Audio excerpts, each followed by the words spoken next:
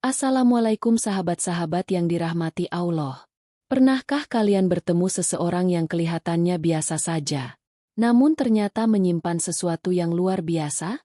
Hari ini, saya ingin mengajak kalian menyimak sebuah kisah tentang seorang ibu rumah tangga yang hidup sederhana di sebuah kampung kecil. Namanya Bu Imah. Penampilannya tak mencolok, bicaranya lembut.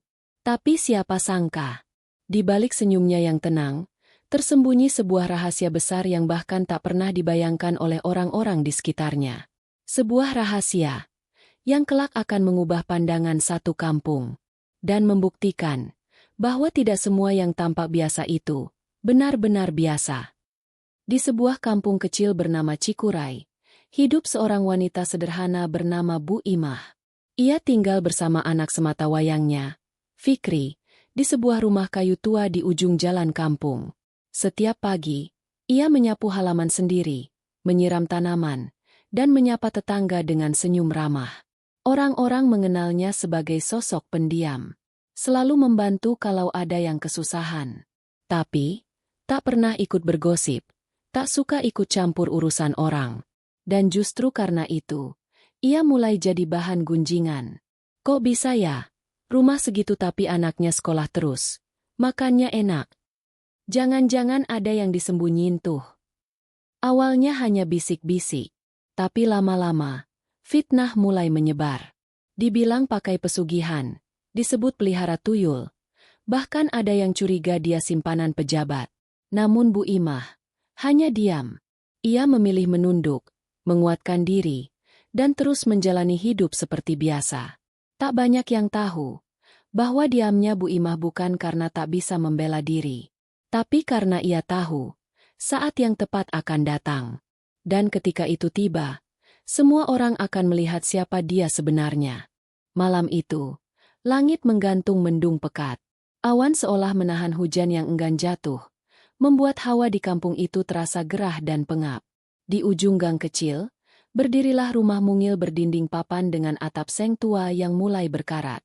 Disitulah tinggal seorang perempuan paruh-baya bernama Bu Imah bersama anak sematawayangnya, Fikri. Jam menunjukkan pukul 22.47 saat suara ledakan kecil memecah keheningan. Braak! Seketika, nyala api kecil tampak dari balik jendela rumah Bu Imah. Asap hitam mulai membumbung, mengepul lewat celah-celah genteng. Dalam hitungan detik, teriakan pun pecah di seantero kampung. Kebakaran! Itu rumah Bu Imah kebakaran. Warga berlarian dari segala penjuru. Ada yang membawa ember, ada yang panik menelpon pemadam kebakaran. Meski tahu, truk pemadam tak akan bisa masuk gang sempit itu. Tapi alih-alih sibuk menolong, beberapa tetangga justru berkumpul sambil berbisik-bisik. Pantas aja, rumah tua kayak gitu. Listriknya pasti nyambung liar. Itu MAH bukan kebakaran, tapi karma. Sok dermawan, padahal hidup numpang nafas. Udahlah, paling-paling juga pura-pura biar dikasih belas kasihan. Bu Imah sendiri tampak muncul dari dalam rumah. Wajahnya berlumur debu dan keringat. Di pelukannya, Fikri menggigil ketakutan. Wajahnya sembab karena menangis. Imah, lu nggak apa-apa. Suara Pak RT terdengar akhirnya. Alhamdulillah, cuma kipas angin di kamar yang korslet. Pak, cuma itu. Jawabnya tenang, walau suaranya gemetar. Api berhasil dipadamkan sebelum merembet lebih jauh. Warga akhirnya membubarkan diri. Sebagian besar masih sempat melempar lirikan sinis. Bahkan Bu Rina sempat berbisik cukup keras agar terdengar. Kalau nggak sanggup bayar listrik, jangan maksa pasang AC. Hiduplah sesuai kemampuan. Bu Imah hanya tersenyum. Ia membungkuk sedikit sebagai bentuk terima kasih kepada semua yang datang. Bahkan yang datang hanya untuk mencibir.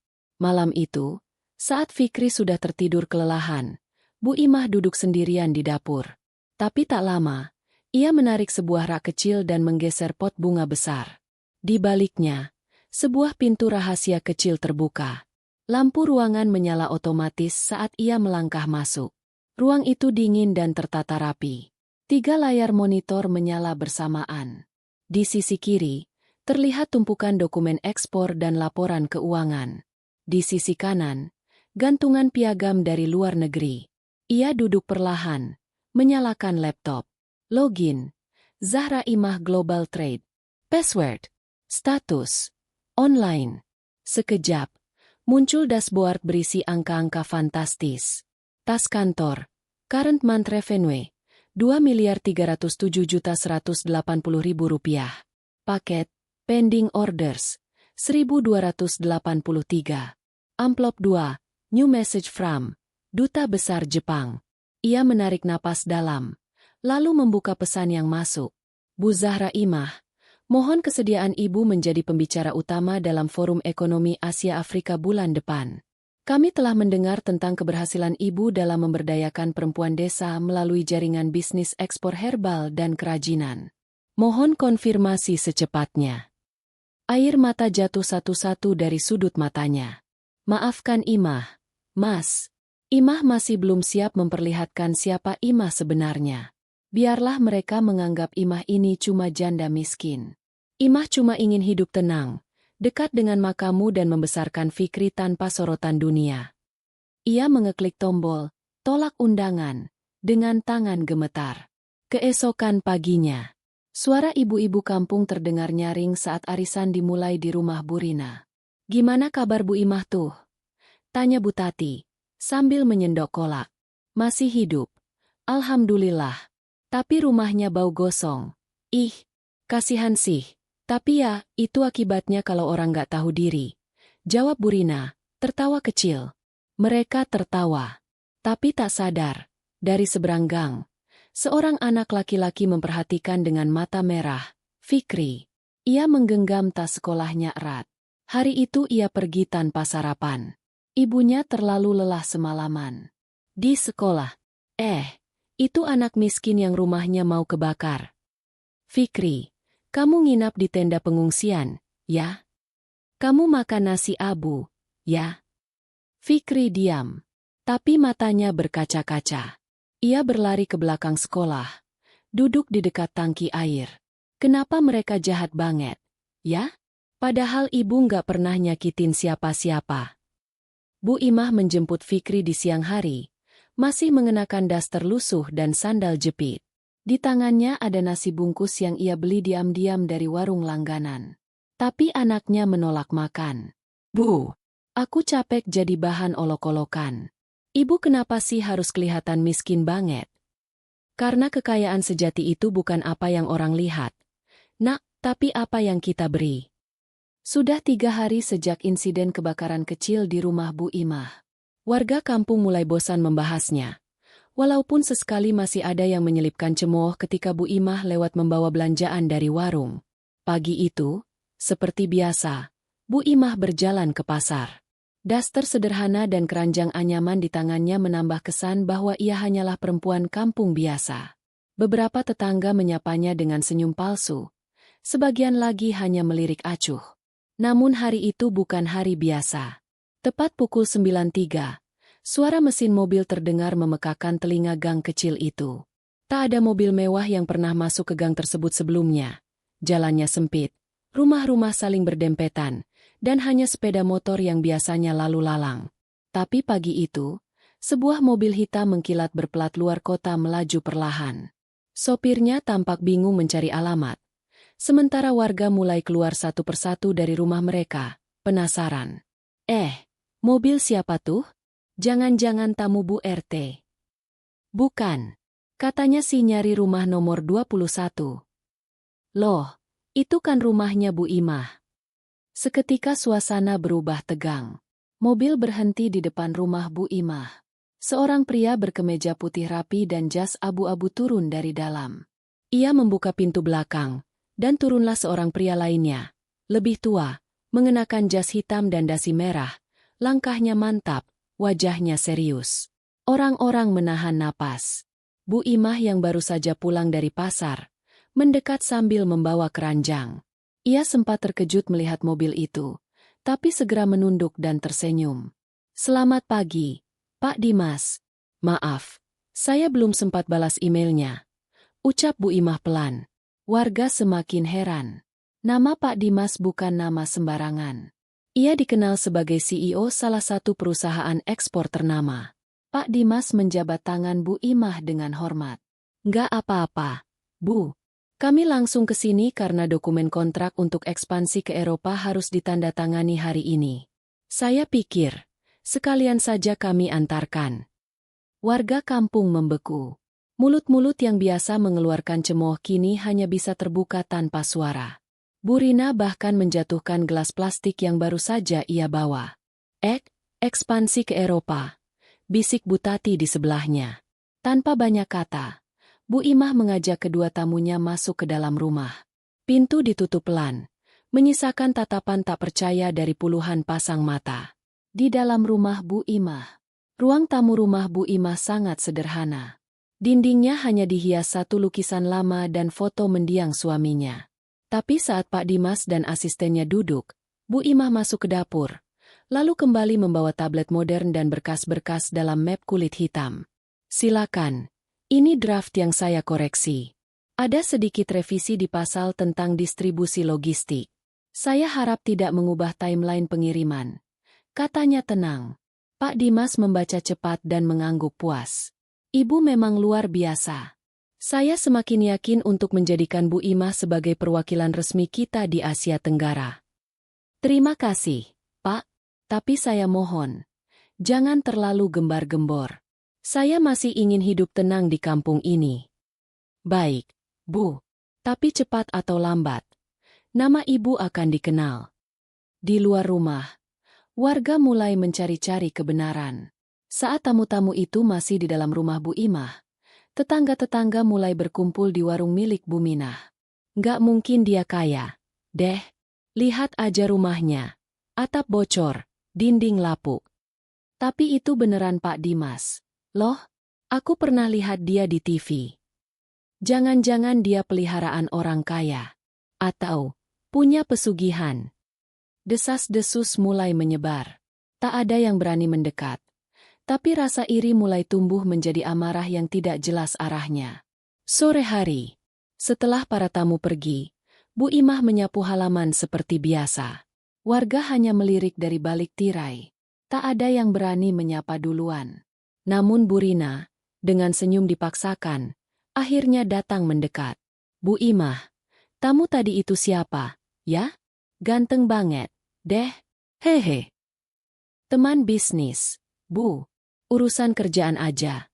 Jawab Bu Imah sambil terus menyapu. Wah, bisnis apa sih, Bu? Boleh dong diajak join. Bu Imah tersenyum, tapi tak menjawab. Ia hanya mengangguk pelan. Saya pamit dulu ya, Bu Rina. Mau bantuin Fikri belajar. Dan ia masuk rumah, meninggalkan Bu Rina yang menggertakkan gigi diam-diam. Malamnya, di ruang rahasia, Bu Imah duduk di depan layar monitornya. Kali ini ia membuka folder berisi video presentasi. Ia merekam ulang materi untuk pelatihan online bagi ratusan ibu rumah tangga dari seluruh Indonesia yang bergabung di platform bisnisnya. Assalamualaikum, ibu-ibu hebat semua. Hari ini kita akan belajar bagaimana mengubah bahan herbal dari kebun belakang rumah menjadi produk siap ekspor. Ia menjeda rekaman, lalu menatap foto almarhum suaminya yang terselip di samping layar. Mas, Imah hampir buka kedok Imah hari ini. Tapi Imah belum siap. Biarlah mereka membenci, asal Fikri tumbuh dengan hati yang kuat. Di langit kampung, malam kembali pekat. Tapi bisik-bisik warga kampung semakin nyaring. Rumah sederhana itu kini menjadi pusat rasa penasaran, iri, dan rasa malu tersembunyi.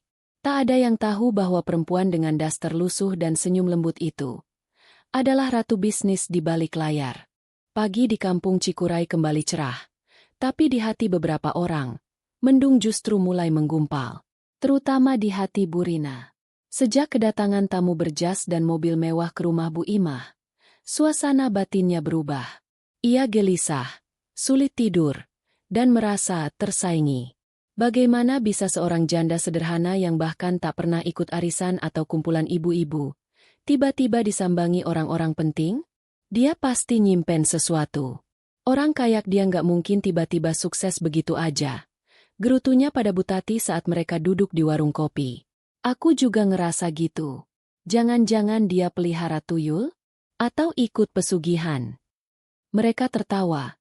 Tawa yang sebenarnya lahir dari rasa tak mampu dan kecemburuan. Aksi dimulai. Fitnah pertama. Fitnah pertama dimulai dari hal yang sederhana. Bu Rina menyebarkan kabar bahwa Bu Imah adalah istri simpanan pejabat. Aku dapat kabar. Suaminya itu bukan meninggal, tapi kabur ke luar negeri. Makanya dia punya duit. Udah, jangan percaya tampang polosnya. Gosip itu cepat menyebar seperti api. Dan seperti biasa, tak perlu bukti. Cukup satu kalimat yang enak didengar. Dan kampung pun penuh desas-desus. Fikri pun mulai kembali dijadikan sasaran di sekolah. Anak simpanan. Kamu tinggal di rumah yang dipakai tuyul, ya? Ibunya tuh dukun. Hati-hati. Fikri, yang biasanya diam, akhirnya pulang sambil menangis keras. Bu Imah hanya memeluknya erat. Kamu harus kuat, Nak. Kadang kebenaran butuh waktu lebih lama untuk diakui. Tapi percayalah, Allah tidak tidur. Upaya sabotase.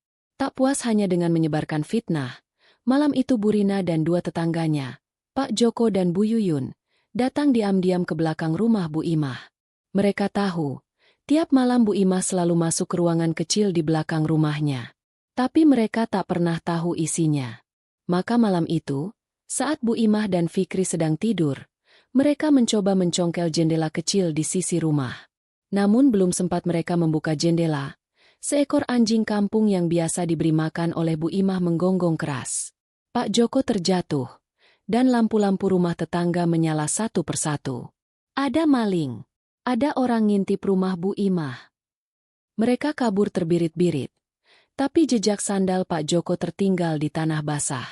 Keesokan harinya, anak-anak kampung menemukan sandal itu dan menyerahkannya ke Pak RT. Pak RT, yang selama ini diam saja, mulai merasa janggal. Kejadian mencurigakan lainnya. Tak lama setelah itu, akun bisnis Bu Imah di platform penjualan online tiba-tiba diretas. Semua produk menghilang. Rating diturunkan. Bahkan beberapa pelanggan mendapat pesan bahwa bisnis Bu Imah adalah penipuan. Untungnya, Bu Imah segera menghubungi tim IT-nya. Bu, kami curiga ada IP address lokal yang coba bobol sistem kami. Tapi sudah kami atasi. Akun ibu sudah aman. Bu Imah hanya menghela napas. Ia tidak kaget. Justru ia bersiap.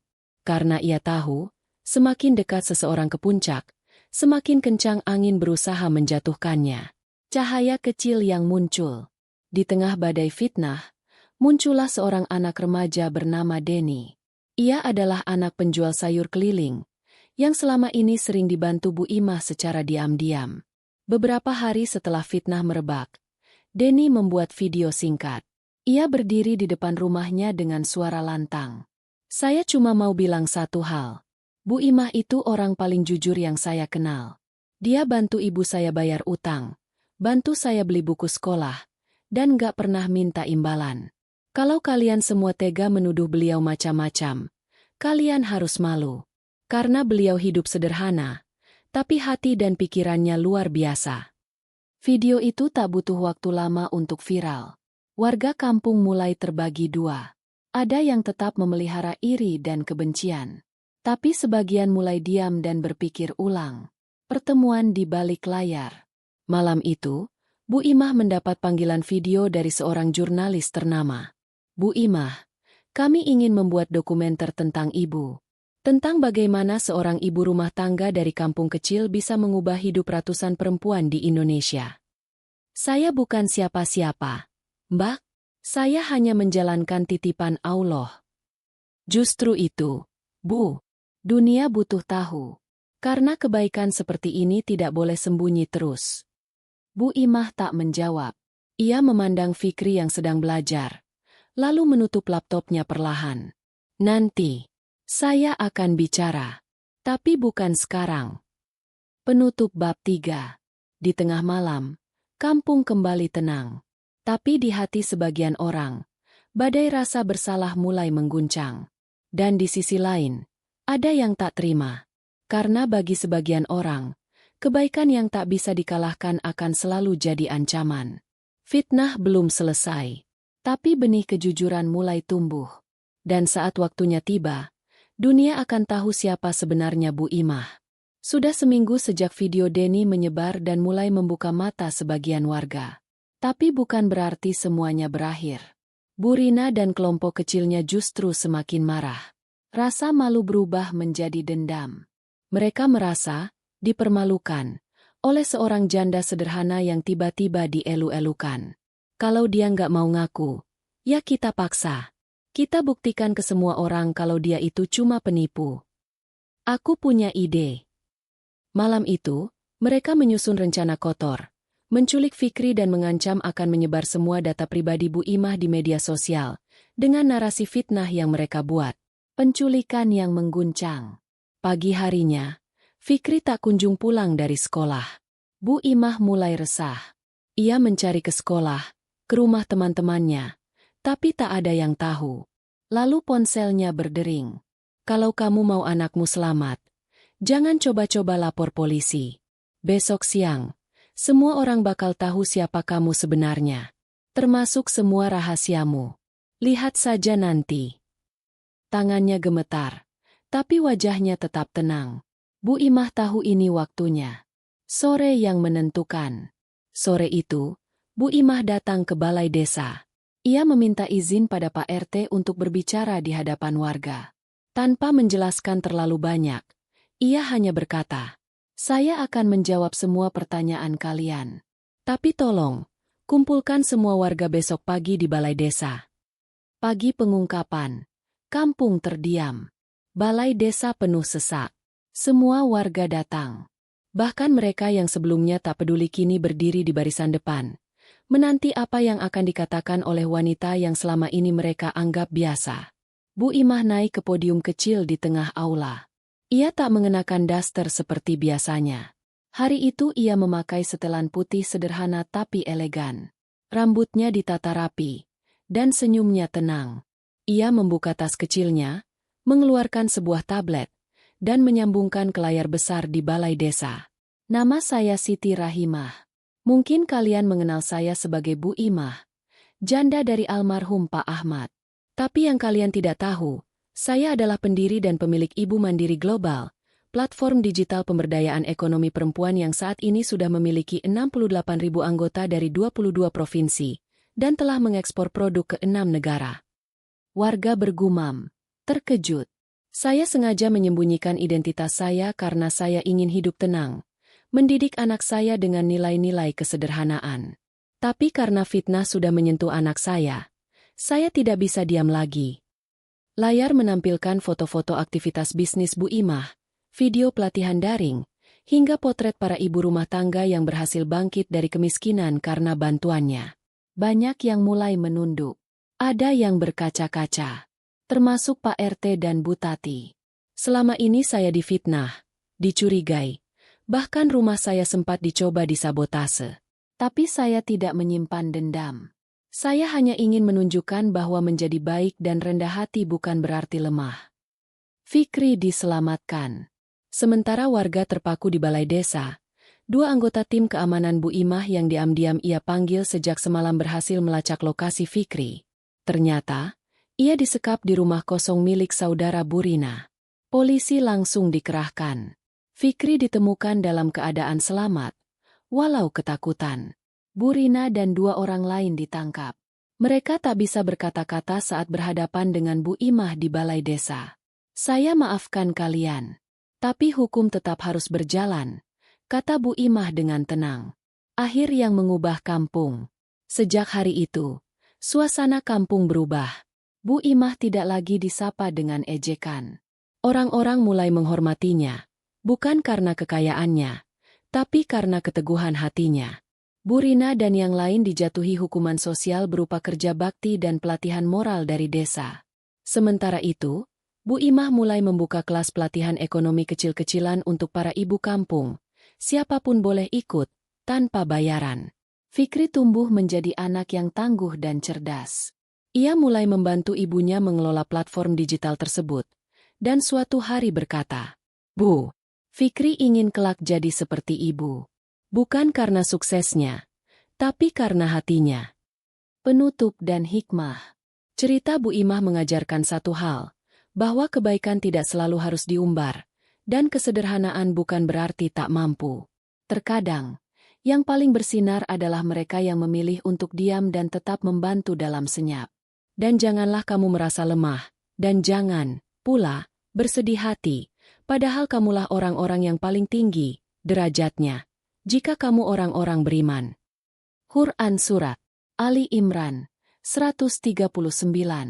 Jika kamu suka kisah ini, jangan lupa untuk like, komentar, dan subscribe agar bisa terus ikuti kisah inspiratif lainnya.